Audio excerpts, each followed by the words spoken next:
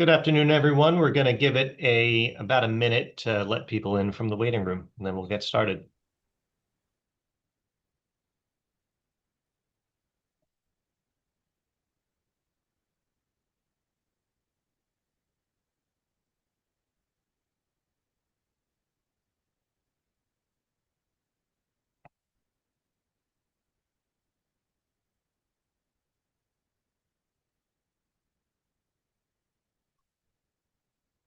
Okay, I'm going to get started. Good afternoon, everyone, and thank you for joining us. I'm Eric Shupin, CEO of CHAPA, and I'm so pleased to welcome everyone to today's conversation, Listening at Scale: How We Strengthen the Narrative for More Homes and Affordability.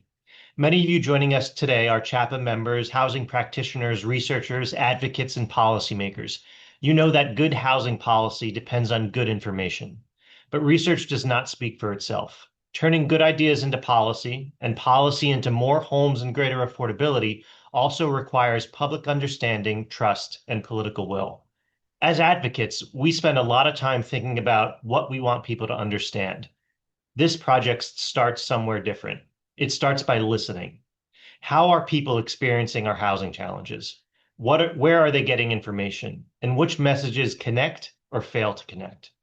To explore those questions, the Housing Policy Action Center analyzed more than 800,000 pieces of content from more than 90,000 creators over 5 years. This work reflects CHAPA's long history of connecting research with policy and practice. The Action Center builds on that legacy by asking important questions, working with strong research partners, and putting what we learn into the hands of practitioners. We are not doing research simply to publish reports. We want to turn ideas into policies, programs, and systems that produce better results. As CHAPA's new CEO, sustaining and growing this work is one of my priorities, and today's research shows what the Action Center can contribute to the conversation. Bringing this work to life required both a deep understanding of Massachusetts housing and the ability to use new tools to analyze information at an extraordinary scale. And that brings me to today's presenters. Jennifer Gilbert is the Music Cohen Executive Director of CHAPA's Housing Policy Action Center. Many of you know Jennifer from her decades of work across the Massachusetts housing ecosystem as a developer, funder, and most recently, the founder of Housing Navigator in Massachusetts. Jennifer has a particular interest in trying new approaches and using new tools to answer timely questions. Jeff Reichman is the founder and principal consultant of January Advisors. Since its founding in 2009, January Advisors has worked on hundreds of projects with nonprofits, governments, and researchers to put data to practical use. This research required a partner who could skillfully use emerging AI tools while bringing the care and rigor that an analysis of this scale demands. We are grateful to Jeff for that partnership. What you will hear today was made possible by combining Jeff's data expertise with Jennifer's knowledge of our housing ecosystem and their shared willingness to experiment. And with that, I am pleased to turn it over to Jennifer. Thank you, Eric, and really pleased to be here with everyone. And we've been working on this for a while, and there's really nothing like getting the opportunity to present our findings to all of you, and to sort of give you a glimpse at what we discovered looking at those 800,000 pieces of content. So next slide, please. So I'm going to go over a little bit about what we're going to be doing today, just so you'll know what we plan to cover in the hour. First of all, we're going to give you more information about exactly what we looked at, what was in those 800,000 pieces of content, and sort of what they showed at a very big level. Then we're going to talk about our findings, what we learned as we dug more into all this amazing content, and recommendations. We're going to do that in a kind of different way, or in a unique way, I should say. What I think about this all as, and I think Eric really captured it well, is that we went looking to find out what resonated so that we could learn from it. We went going to look at the conversation so that we could listen and hear what people are saying.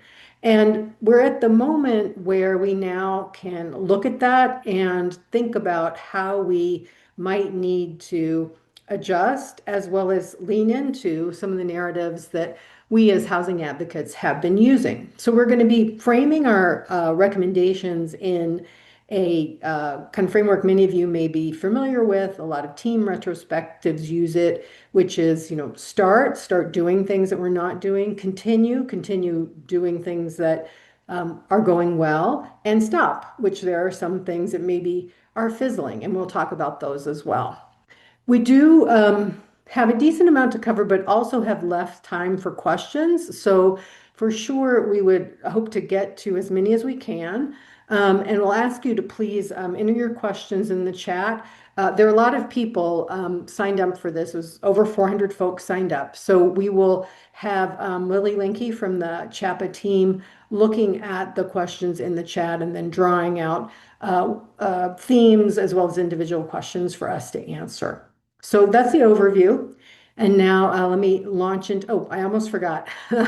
We will cover a lot in this webinar. However, there are also two reports that we released to cover this topic. They're both engaging. They have nice graphics. They are hopefully easy to read, and you will learn more by reading them than we could possibly cover in an hour. So I hope that many of you will take the opportunity to look at those. They will be up on the Chapel website. So next slide, please. So I think it's probably known to the folks who are, attending this webinar, but just in case, there has been a lot going on in terms of the housing conversation in Massachusetts and nationally. And we particularly wanted to do this work at the beginning because Massachusetts just went through a very busy period of zoning reform and localities discussing housing. 177 communities that were involved in the MBTA communities law needed to figure out what their local solution, what their local zoning compliance was going to be. And when we looked at that, we realized that what we had was really kind of a petri dish and experiment where a lot of places, very, very different communities, some of them suburban, some of them very urban, were talking about housing. So that was kind of interesting. At the same time, in this period, this country reached a turning point where more people are getting their news and information from social media than traditional media sources.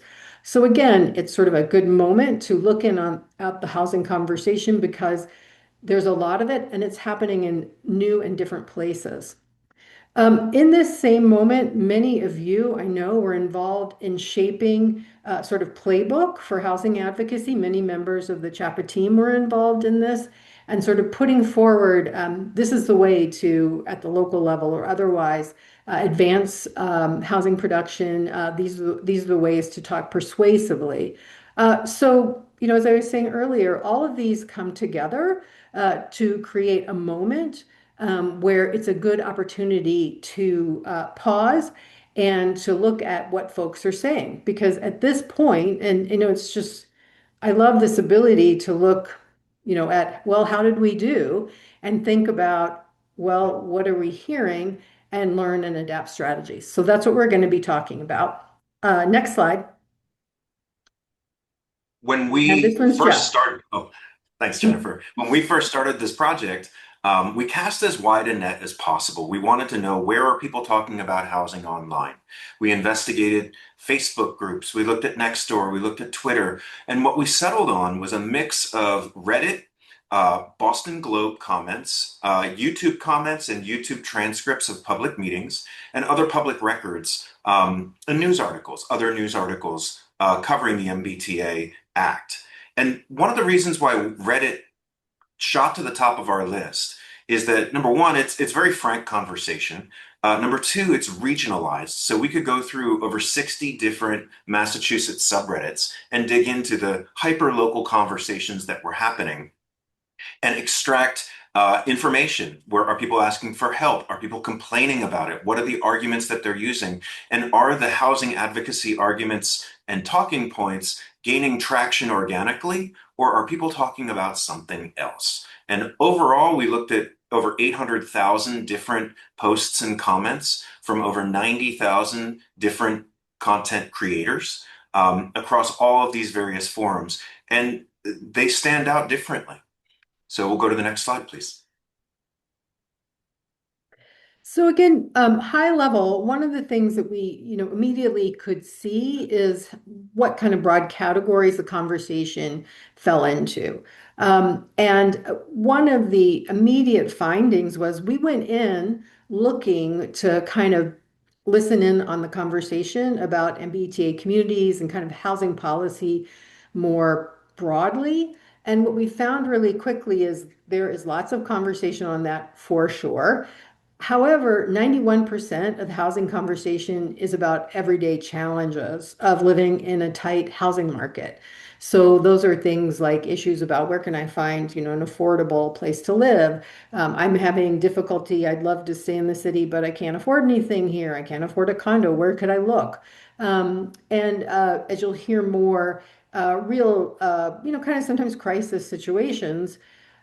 This was a real finding early on, and it meant that we kind of broaden our look. It's the kind of thing that I love it when it happens, when very quickly you figure out, well, the thing that I wanted to study is there, and also there's even more that I'd love to look at that's also there. So we kind of broadened what we looked at, and that's what we're going to be drawing from in terms of the findings. Overall, when we categorize things by topic, rent and affordability, so that big kind of coral colored circle there, top the list in terms of what people were talking about. And it was more than 8 times the size of specific discussion on zoning and regulation. I should say, by no means does that mean it was a small conversation about zoning and regulation. It was just even larger about rent and affordability. Next slide. So as I said, we're going to apply what we learned. We really want this to be useful for all of you. That's the whole purpose here. And so we've broken things down into a continue, stop, and start framing for the findings. And Jeff and I are now going to go kind of back and forth with these, relate what we found, and then at the end, have some questions from you and hopefully also some indication about how you think you might be able to use it. Next slide. So continue. So this was the first big finding and a really interesting one. So very much in the sort of advocates playbook was a recommendation, the CHAPA team was certainly making it, that drawing on lived experience and, simple narratives about housing challenges was the way to, really create kind of dialogue that resonates. And what we found was that was correct. We could have, I have to say, we could have found that maybe it wasn't resonating, but what we did find is that this kind of framing is what came up in conversation. People raised it, people responded to it. And there's some specific things, missing middle, so home types like ADUs and starter homes, places for first-time home buyers, overall the sort of straightforward lived experience. And these are just the start of some of the quotes that we'll be using throughout this presentation. There are many, many more, but these are good illustrations of the kinds of things that, people were raising and really resonated as, the reasons that more housing production is needed. Next slide. So I feel like we could not have done this presentation without mentioning the person some of you know as Marblehead Man, David Modiga. Interestingly, his I don't want to say speech, it was so short, at town meeting very much illustrates the point of the simple, direct language resonating. And another kind of argument that really resonated is the fair share argument. It showed up a lot, and that's in part because it gets used both by communities, people in communities saying others need to do their fair share, and also saying we need to do our fair share, which is more what his framing was. Interestingly, we had just closed the study period 5 days before this happened. But I think what's really important in it is that the words that he used, the viral sensation and that became really fits with our findings. This resonated because it was clear, because it was simple. And it was, simple things like, as it says in this quote, we're selfish, we're doing a bad thing, framing anyone can kind of relate to. So I'll now turn it to Jeff. Next slide, please. And what was very interesting is that the way that people talked about housing was different depending on the channel that they were using. And so what we found is that with Reddit and Reddit comments, it was pretty mixed. It leaned positive. And as we started looking at how people were talking about housing, it can lean positive, like I just found a great apartment and it's in my price range, or it can lean negative, like the rent is too damn high. But what was really interesting was the polarity that existed between the traditional print news, so a Boston Globe article, for example, and then the comments underneath it. And that polarity makes it seem like there's this giant tension between what the MBTA Act is doing and how people are responding to it. But there's some interesting nuances here because in the Boston Globe reader comment threads, which if you look at it, you go, oh my gosh, people don't want this in their backyard. It's dominated by some frequent commenters, and the people who are participating are leaning negative. It's not necessarily representative when you compare that to all of the various neighborhood level discussions that are happening on Reddit. So this was really eye-opening for us to be able to say, hey, this is a more nuanced topic. And as we dig into it, we can start to see where and how people are feeling good or bad about it. Next slide, All right, please. next slide. All right, so next we have another start. And this was one that, again, we didn't expect to find and yet really ended up, I think, being, a major finding. So social platforms are where people go for advice. All of us probably can raise our hands, and if I ask, have you gone to Reddit looking for advice on something? And it could be all kinds of things. Gardening. I'm raising a puppy. Where should I travel? How much is the rent going to be? And what we quickly found is that people are going to, particularly Reddit, with complicated housing advice questions. So this quote is a very good example of the kind of thing that we found. And this is if for people who are familiar with vouchers and for the search for affordable housing, this is actually a pretty complicated question. Somebody has been on the Section 8 wait list for over 5 years. Well, which Section 8 wait list? There are lots of them. They have a prior eviction. Well, when was it? What was it for? Those are the kinds of things one would ask in if this person, came into the office of somebody who's a housing search expert. People are going to Reddit with these kinds of questions. And, it's perhaps not a surprise at all. The advice is anonymous. People are there. It's judgment free. It's often very supportive. Sometimes people chime in who have had the exact experience. So, in a way, it's no surprise that it is a place people go and seek information. It has a lot of things about it that are comfortable and supportive. We did, though, wonder, well, how good is the advice? Are people getting good information? So we did an audit to look at responses. There's more about this in the report, but in general, what we did was pull a sample.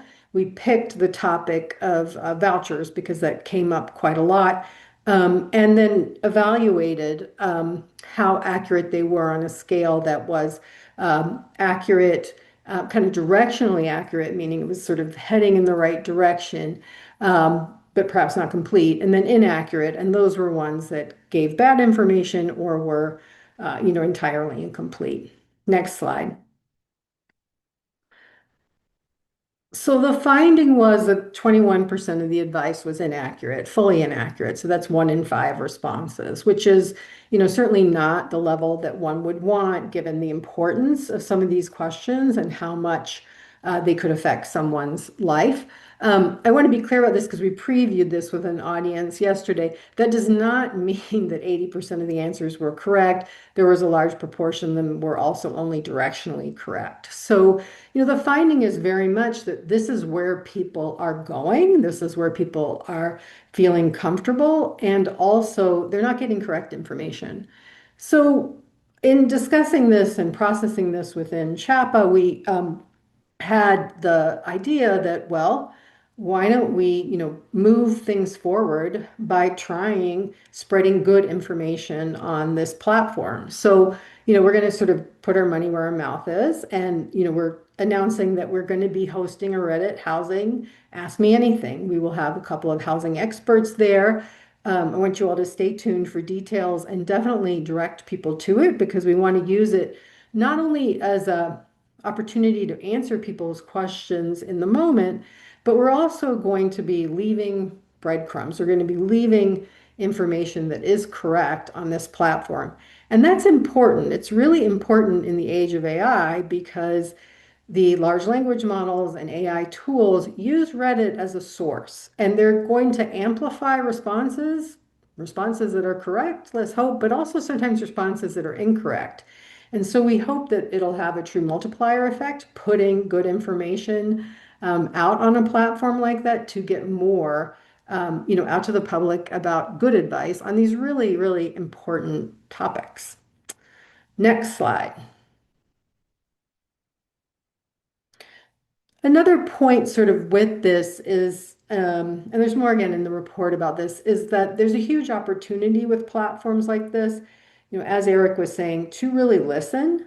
Social platforms are like a constantly, self-regenerating opportunity to hear where are people's pain points in the process of finding affordable housing, in the process of becoming a homeowner, all those pieces so that you can both be responsive, think about what information resources are needed, and also think about what policy might address the roadblocks that people are running up against. So we also want to encourage people to think about the platforms as a place where you can learn more, you can get feedback. It is always part of the goal of designing a program, of designing any kind of intervention to understand what's needed.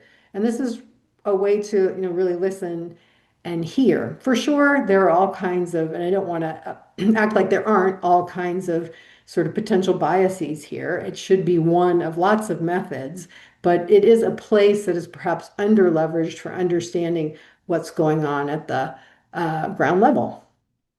Next slide, please. So what was very interesting about this experiment was that we were able to take some of CHAPA's talking points and road test them and see, did this have traction organically in the general conversation? And one of those talking points was building 222,000 homes. That's a point that resonates quite well with policymakers, and it resonates quite well with housing advocates, but it only appeared 13 times in the organic conversation. And so, on one hand, while I'm a data guy and I love data and I love that talking point, it's not necessarily the first thing that people are reaching to. As Jennifer alluded to earlier, people are talking about their lived experience. They're talking about uh, the missing middle. They're talking about their town doing their fair share. They're not thinking in these macro numbers. And so it's important to know your audience when you're deploying certain talking points that will land for some, but not for others. But if we go to the next slide, it was also really interesting to be able to see points that came up that weren't in CHAPA's talking points as well, things that weren't necessarily in the advocacy toolkit. And so traffic and parking were deep concerns, and it makes sense. If you're living in a dense area and you have a car and you worry about more housing and more cars coming in, you're going to worry about your parking spot as well. And so this is informative because it allows advocates to attach onto an existing narrative, something that people are already talking about, and to try to steer it towards what they're advocating for. If people are genuinely concerned about parking, that can be mitigated in site design. That can be mitigated uh, through other actions just by talking about it. It doesn't have to be a deal breaker for building more housing. Next slide, please. Oh, Jennifer, you're muted.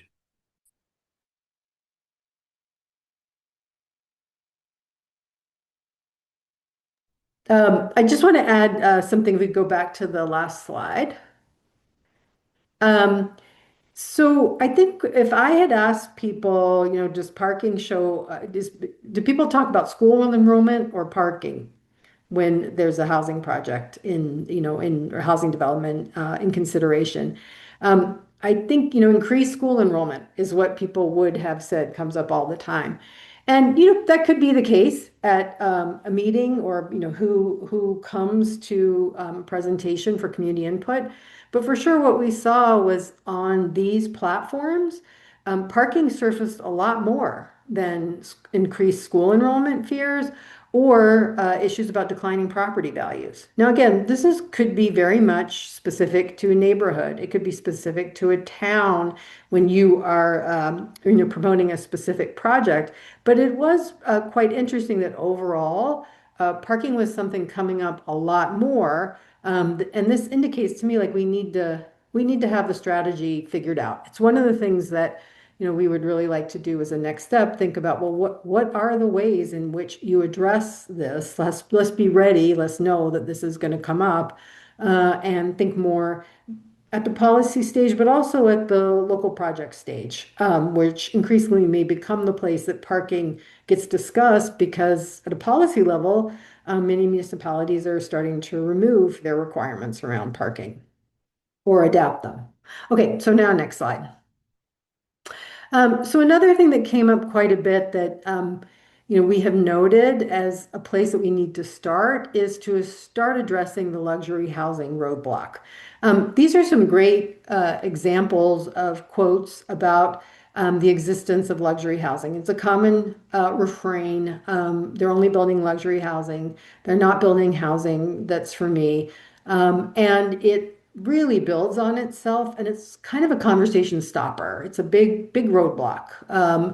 And so certainly this is a place where there's an opportunity to do some more digging, some more kind of analysis and research to figure out, well, how do you address this belief, strongly held belief? And it's perhaps not surprising.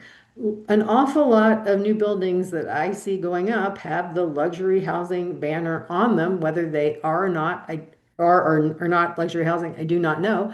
But it is a reason that this is the perception. And you can see in these comments, there's quite a lot that sort of um, questions it even as being meaningful as a marketing term for the person who's thinking about living there or already living there. And then this fear that it just causes everybody's costs to spiral. So again, this is really a place where we surfaced an issue that is coming up a lot and seems to have a lot of uh, kind of belief, strong support in it, and at the same time, perhaps we have not developed the way to approach this theme, and it's an opportunity to improve. Next slide. So it was very interesting to see when people were citing sources. There's a lot of opinions. There were a lot of people chiming in to try to help answer questions. But we took a specific line of inquiry around what sources are people citing? Are they sending Zillow.com? Are they sending Wikipedia articles? And the answer is yes. But overwhelmingly, when people use a source, they're using mass.gov or mbta.com, which underscored for us just how important it is for those of you who work in state and municipal government, just how important it is for those communications pages to be easy to read, easy to understand, and to be responsive to the types of questions that people are asking, because they're getting cited quite a bit. And so we found this to be particularly revelatory because there are things that are within our control, but then there's also things that are peer edited, like wikipedia.org. There's things that are run by private companies like Zillow. And all told, it was encouraging to see people funneling folks to the official sources. But to Jennifer's earlier point, there's additional opportunity to kind of get out ahead of it and just like the Reddit AMA, answer those questions directly and use that feedback to help calibrate what these pages are going to say. Next slide, please. So we're coming up on sort of the end of the presentation, and I think it's really important also to be, kind of clear about what this can tell us, what this can't tell us, and what we're thinking about as what we might like to do next. So for sure, what this tells us is, what language people are using, sort of what works in terms of the way to say what we want to get across, and then, what do these bigger themes appear, how often they appear, and what's not there. As I said before, it's also a window into human experience. I have to say, reading, and I read a lot of Reddit threads in order to do the audit.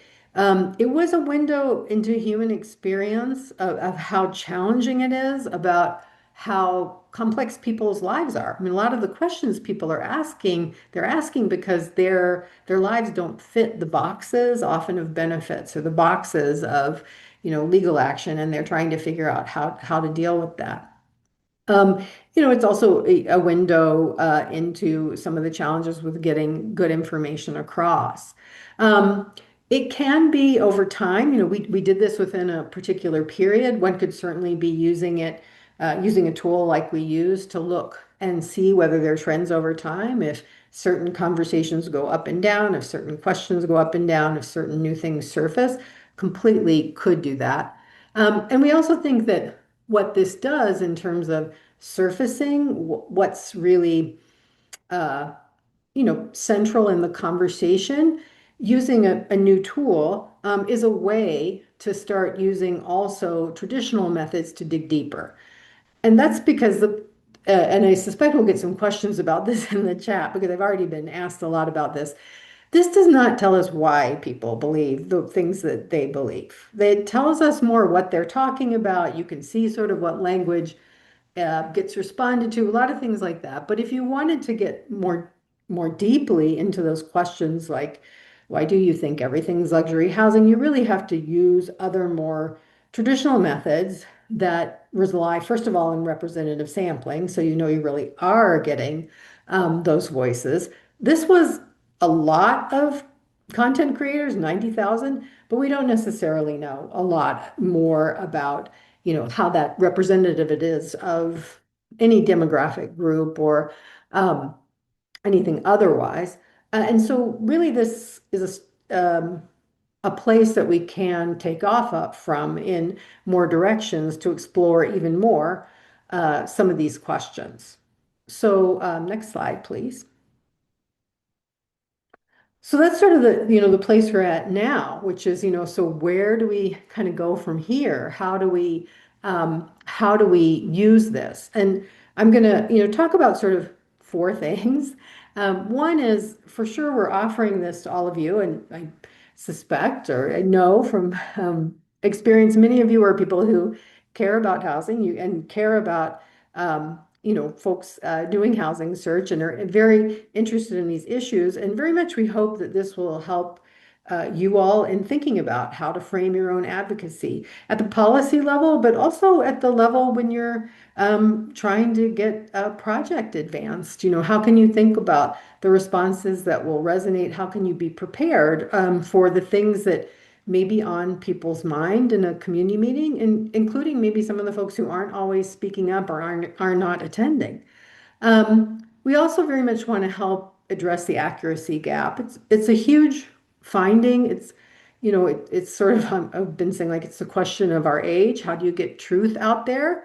And we're going to start with this Ask Me Anything. It's an experiment. We will be reporting in as well on how it went, and we hope that we'll learn from that as well. And perhaps it's something that others can adopt, and we could get these going regularly. I don't know at this point. Well, this is sort of a foray, opportunity to lead and try something that could get more good information out on a platform that is certainly the place people are going.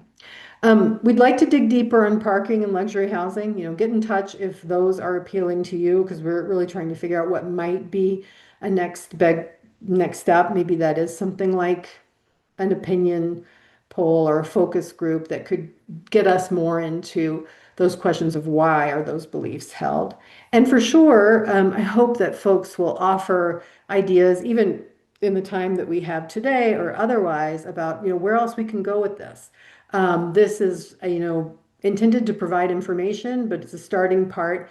The housing conversation is going to be going on, I'm sure, for a long time, and there's always this opportunity to think more about how we can adapt, make it better, and keep up with change because it changes over time. So next slide. We are now ready for questions and answers. And I have been able to see that there have been several that have already been posed. And we'd love to try to answer some. We'd also love to hear from you, even if you don't particularly want us to respond to it, about your thoughts about how you might use this or what you'd like to see more of. So Lily, are you ready? I've got a bunch lined up for you. So we're going to start with the methodology question, which is if you could tell us a little bit more about how you utilized AI to collect, sort, and analyze these 800,000 comments. Yeah, I'm happy to address that. AI was central to this project. We looked at it like an exploration of both the the technology itself and how to use it. So it was a little bit of a meta commentary on AI.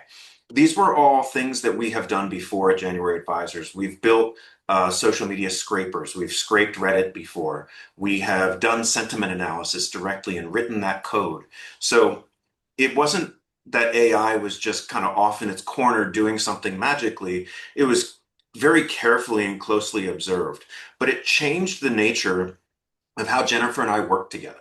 So instead of me going back for a month and writing a bunch of code, I could have AI and direct AI to do what would take me a month in a very short period of time. And instead, we use that time savings to meet with one another once a week for weeks and to talk for an hour to an hour and a half each time, just digging in and understanding all the various tributaries of where the research was going to take us. For me, as a data scientist, it's fascinating to partner with a policy expert like Jennifer because I just learn a ton, and I feel like I'm just in the driver's seat when it comes to the technology. But it was extraordinarily important in driving this project and how we formed this project. Now, that's not to say that it wasn't without consternation. We had quite a bit of training to do on the AI agent that we built for the project. There were false positives, there were false negatives, there were things where we had to catch it from making mistakes. It didn't exercise particularly good judgment from time to time. And so both Jennifer and I were extraordinarily diligent about seeing things with our own human eyes and editing things with our own human hands to make sure that what we're presenting to you is accurate. Um, I put together a blog on the January Advisors website that I'll put in the chat that goes in a lot deeper about the methodology. But Jennifer, I'm also curious to hear your Yeah. No, and feedback we on the project. expected this question. I love it. I don't want to go into too much more detail because I know a lot of other questions, but Jeff wrote a blog. I'm also planning to write something about being, the client for this. We really tried hard to both lean into what this could do, right? We could not have analyzed this much in this amount of time without that tool, and also be realistic in we're going to have to put a lot of guardrails on it. We're going to have to audit it. We're going to have to do it very ethically. This is all public information. We weren't prying into anybody's privacy. And I think that's all. I have so much more to say to anyone who wants to know more about what it was like from the kind of methodology point. Um, we've even talked about having a webinar about it, but get in touch with me if you want to know more. I will say it lots of pros, lots of cons. Really important to have a human in the loop. And some of the things that I talked about, like the audit, I did that. Like that was a human. We did not have AI doing the audit for accuracy. So yeah, I'd love to say more, but I know I have lots more questions. Awesome. One more methodology question, then we're going to get a lot more into findings. Did you look at the frequency of individual commenters? You know, you mentioned 90,000 individuals, 800,000 comments. Did you look at the distribution of, are there a few people that are really Yes, driving the the answer is yes. conversation? And just let Jeff answer it because it's one of his favorite questions. It's true. It's true. This came about because there was initial skepticism about whether or not we're just reviewing bot comments. Are these real people or are these bots? What are the hallmarks of bots?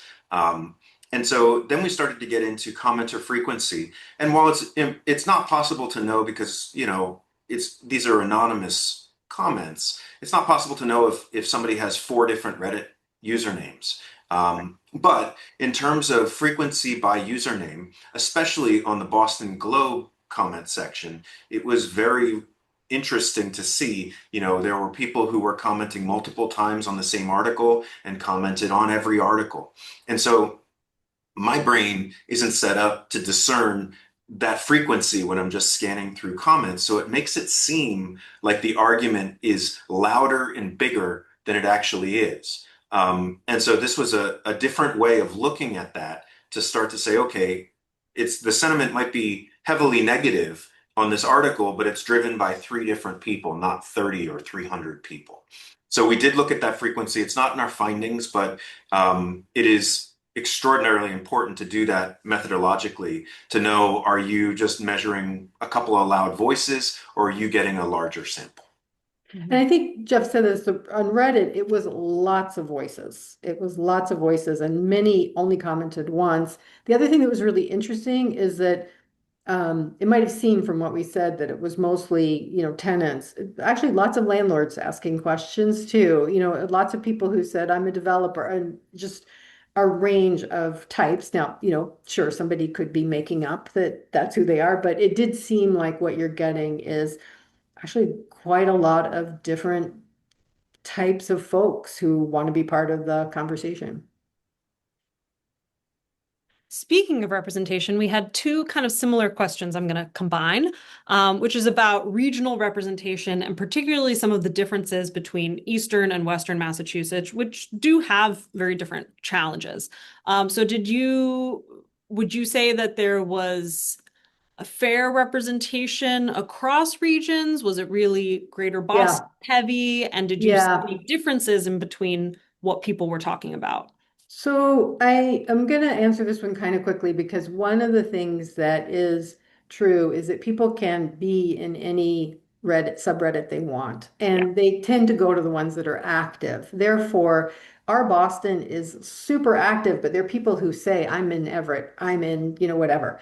So it is very hard to tell. I would say, thank God you can't tell exactly where you are, right? Like we don't particularly want to be able to tell that about people. Um, but we really could not break things down regionally.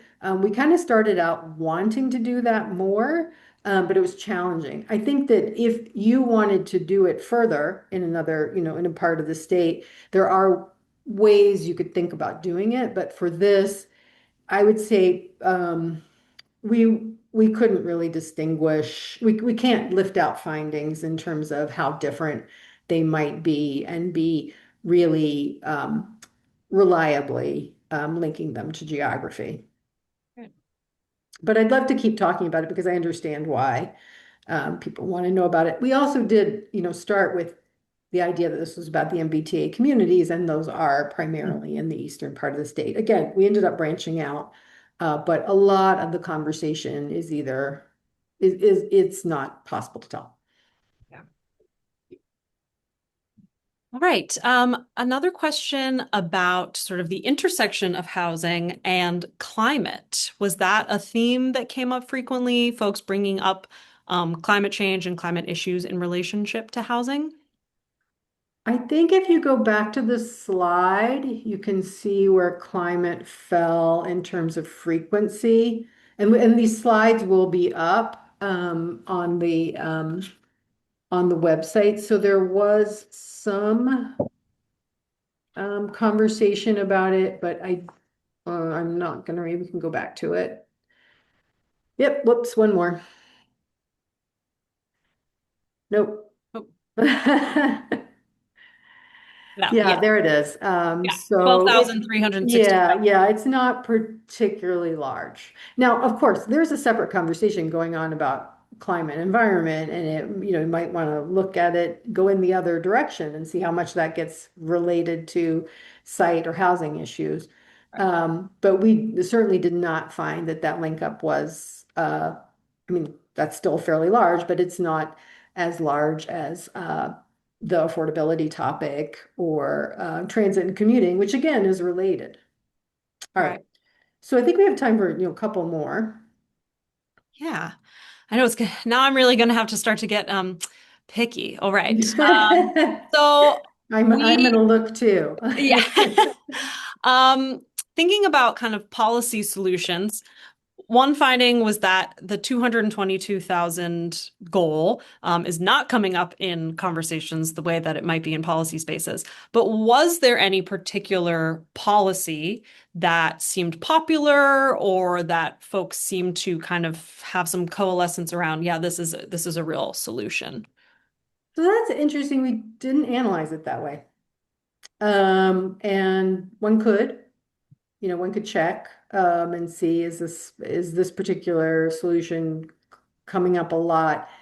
There is a lot more that's dialogue, so it's more theme, and then people may suggest solutions, and you'll see some reference to that. So, affordability comes up as a theme, and then people suggest solutions. We did not particularly go looking in the other direction. Yeah. I am kind of curious. I'm looking through these. Well, I will look through these now. There's Um, definitely a lot of discussion and comments about the luxury housing yes, component. that's okay. I have to say it's turning into Particularly my favorite if you have topic. questions on how to respond to these concerns of luxury housing. So does it seem like people are, I think, we're interested in figuring out what's behind it. You're seeing lots of questions that are about what it said. I think luxury housing is an interesting topic, and Jennifer and I talked about this at length because it's not an actual term, it's a marketing term. And I think, Jennifer, one of your observations, which I thought was really good, is that everybody's going to say they're building luxury housing because nobody wants to sell average housing. Nobody wants to sell below average housing. And so it makes it seem and it gives this perception to people when they drive by and they see luxury tower being built that everything is being built at the top of the chain scale. And that's hard. It's a bit of misinformation. Um, so I think luxury housing, that's why it's on our list to dig into it and to see how people are marketing it, to see how it's used just in general in organic conversation, and also how it can be weaponized in either direction for building or not building housing. Did we lose Lily? You I think we did. may have. I'm walking around the office trying to regain a connection. I All right. apologize. Well, Jeff and I can look in the chat. Yeah. We probably only have time for one or two more questions. I will say there were a couple of questions about Facebook, Instagram, TikTok, other social Yes. media channels. These are walled gardens. These are owned by the companies that run them, and they don't make it open. So they don't necessarily want researchers to be looking at their data, so they make it very challenging to collect it. There are ways, if you want to go into Facebook groups and collect that data manually, that's possible. But at this scale, we decided on Reddit and we decided on the Boston Globe and YouTube public comments and transcripts of videos to make sure that we were getting a representative sample that could give us, as they say, like directionally accurate information. Certainly, there's going to be more nuance, and certainly, if you go to TikTok, you're going to get a younger demographic. If you go to Facebook, you might get an older demographic. But I think that the purpose of this project was not necessarily to try to be as comprehensive as possible regarding all of those channels, but rather to get representative samples and to dig into all of these different research tributaries that we were able to dig into. So I see one more I'd love to answer, which is about whether we heard anything about who lives in the housing and whether that's kind of presented a lot, either as pro or con. And this was really interesting because actually we went in expecting that there might be some real anti-housing production conversation that was about immigrants or crime or all this. We actually did not find it as much as some of the other themes that you heard about. Now, that doesn't mean that that couldn't, be a persuasive argument if you are, are addressing a particular community need. But it actually wasn't something that came up as frequently. And again, we're on a particular platform. We're mostly looking at Reddit. We did find that that was quite interesting. One of the other things is in the, 91% of the conversation that is about people's struggle with finding housing, people often do say things like, I'm disabled, or, I'm a single person, I can't afford it. Like they will put out there, who they are and what their needs are. And so there's a kind of also interesting way to think about it in the other direction about, what is this telling us about pain points, who's searching, what do they think is available to them? Do they understand the full range of opportunities they might have? All of those sorts of things. So I actually really like this question because there were so many places where we came in thinking about that question. The conversation didn't quite come back in the way, and if we listen to it in the way that we were maybe phrasing it, but there was a lot there related to that question about how can we make sure, that we're building homes that are what people need and what people are looking for. So that might be a good point for me to wrap things up. There were definitely some questions that we couldn't get to. But we'll keep thinking about them and appreciate people's good questions and also some of your remarks about what could be useful. And with that, I believe I will turn it back to Eric. Uh, Thank you, Jennifer, and thank you, Jeff. And thanks to everyone who joined us and contributed to the questions today. As I listened, I kept thinking about what this research is asking of us. Many of us work in housing. We know the laws, we know the programs and resources, and in some cases, we help to create them. And so I really take away that that gives us a responsibility to make this information easier for people to find and understand. People shouldn't need an advanced degree to navigate our housing systems. And we can't always expect people to find us directly. We need to meet people where they are, including on those platforms where they're already asking these questions. And so that might mean answering a question, joining a conversation, or simply leaving behind the accurate information that others can find. And this matters even more as those AI tools draw from what people share online. Inaccurate information can spread, but so can good information. And so this listening can make our own work better. It shows us where people are getting stuck, where our communications are falling short, and where our usual arguments are not connecting. So my challenge to all of us is simple. It's to listen, to engage, and to get our knowledge out into the world in ways that people can use it. And this is exactly the role that we want the Housing Policy Action Center to play. Asking questions that matter, testing our assumptions, and putting what we learn into the hands of people working to solve our housing challenges. I want to thank Howard Cohen and Myra Musicant, whose generous support made the creation of the Action Center possible. I also want to thank CHAPA's Platinum, Gold, Silver, and Bronze partners. Your support sustains all of CHAPA's work, including our research, advocacy, and coalition. Today's report shows what the Action Center can contribute, and now we want to sustain and grow this work. If you found today's research valuable, I invite you to make a gift to CHAPA and help us produce more rigorous, practical research and to make sure that what we learn reaches the people who can put it into action. You can give today by scanning the QR code or by using the link we're placing in the chat. Every contribution helps us ask that next important question, build the right research partnerships, and turn what we learn into better policy and practice. So thank you all again for joining us this afternoon, for supporting this work, and for everything you do to help create a Commonwealth where everyone has a safe, affordable, and welcoming place to call home. Thank you very much.